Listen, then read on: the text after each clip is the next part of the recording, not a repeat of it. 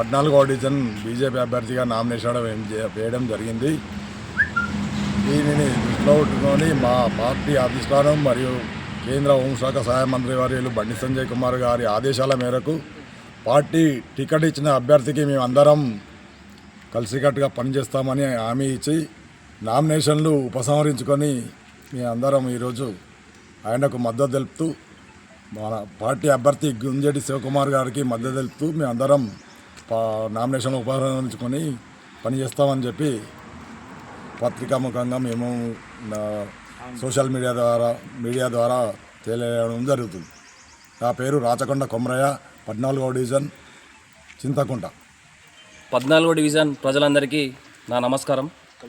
మరి BJP party నుంచి మేమందరం టికెట్ కావాలనుకున్నది నిజమే. మేమందరం సంజయ్ అన్న సూచన మేరకు విత్డ్రా అయినాం. బీజేపీ అభ్యర్థి గుంజేటి శివకుమార్ గారిని పార్టీ ఇక్కడ అభ్యర్థిగా ఖరారు చేసింది. మరి 14వ డివిజన్లో తప్పకుండా బీజేపీ పార్టీని గెలిపించలేకన మేమందరం పనిచేస్తాం. కార్యకర్తలమందరం ఒకటేనాం. రేపు ప్రొద్దున ఏ పార్టీకి కూడా అవకాశం లేకుండా మన బీజేపీ పార్టీ వ్యక్తిని ఇక్కడ అత్యధిక మెజారిటీతో గెలిపించాలని చెప్పి ప్రజలని కోరుతా ఉన్నాం. మరి రానున్న రోజులలో మున్సిపల్లో బీజేపీ జెండా ఎగరడం ఖాయం. మరి మనకి ఇక్కడ రోడ్లు కానీ, లైట్లు కానీ, అండర్ గ్రౌండ్ డ్రైనేజ్ సిస్టమ్ కానీ ప్రతిదీ అభివృద్ధి చేసుకోవాలి. తప్పకుండా ఆ అభివృద్ధి కావాలంటే బీజేపీ పార్టీ మన చింతకుంటలు ఉండాలి. 14వ డివిజన్లో తప్పకుండా బీజేపీ పార్టీని గెలిపిస్తాం. కార్యకర్తలందరం ఒకటయ్యి శివన్నను గెలిపించి సంజయ్ అన్న దగ్గరికి పట్టుకోతామని చెప్పి మేము అందరికీ చెప్తా ఉన్నాం, తెలియజేస్తూ ఉన్నాం. తప్పకుండా బీజేపీ పార్టీ మేయర్ కొడుతుంది.